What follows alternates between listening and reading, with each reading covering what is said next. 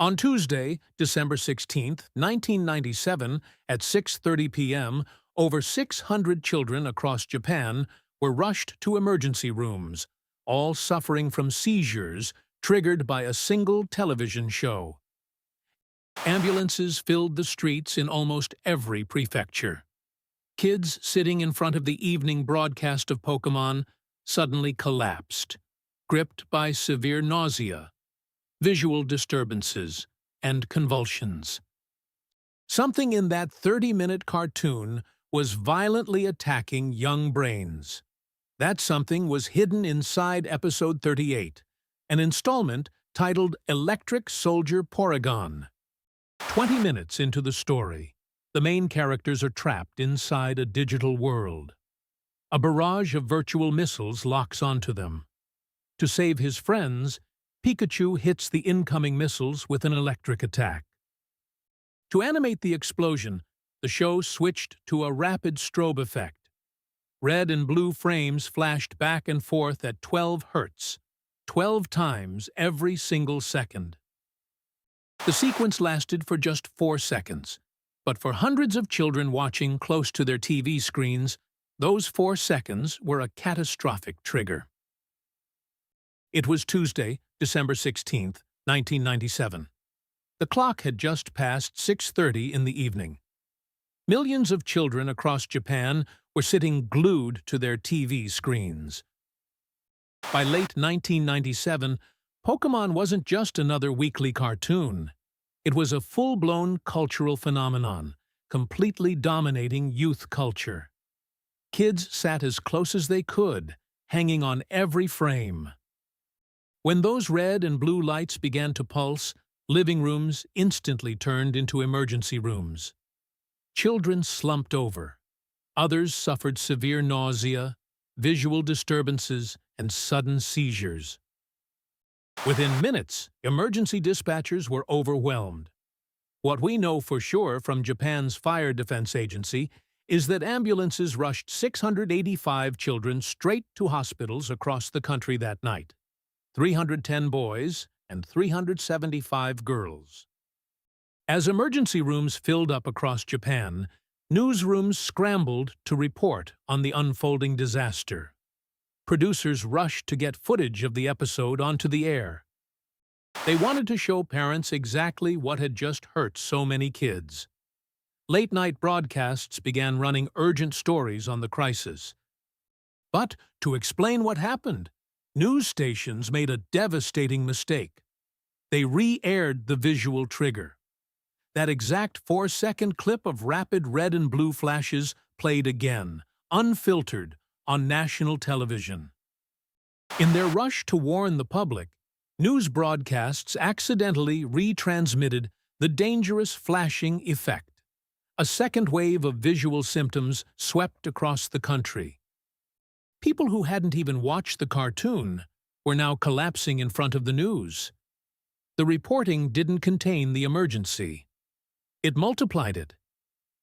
By Wednesday morning, the crisis hit the financial markets. When the Tokyo Stock Exchange opened, shares of Nintendo dropped between 3.2% and 5% as investors panicked. Over at TV Tokyo, executives went straight into damage control. They pulled Pokémon off the air completely. It was the start of a broadcast blackout that lasted 4 months, 119 days of total silence from the biggest cartoon in the country. At the same time, medical researchers and government officials launched an emergency investigation. They had to figure out how 4 seconds of animated light could trigger a medical outbreak across an entire nation. Doctors began dissecting Episode 38 frame by frame, analyzing every burst of color to map out what happened when those flashing lights hit a viewer's brain. When researchers analyzed those frames, they discovered a strange irony at the center of the disaster. The episode was named Electric Soldier Porygon, and the digital creature immediately took the blame for the tragic night.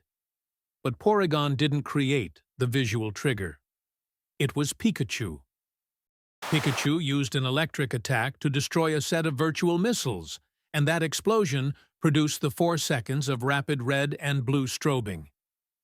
Pikachu was the global face of a multi-billion-dollar brand. Pulling him was unthinkable. So Porygon took the fall. The digital Pokémon and its entire evolutionary line were permanently stripped of prominent roles in the anime. Varying accounts dispute whether Nintendo or TV Tokyo made the ultimate call to ban Porygon, but the result was final. Porygon was erased to protect the real culprit. Behind the corporate damage control, doctors were trying to make sense of the outbreak. What we know is that the physical trigger was real. A small percentage of viewers suffered genuine photosensitive epileptic seizures caused directly by the 12 Hz light pattern. But subsequent medical studies suggested another force was at play. Researchers found that mass psychogenic illness significantly amplified the nationwide scare.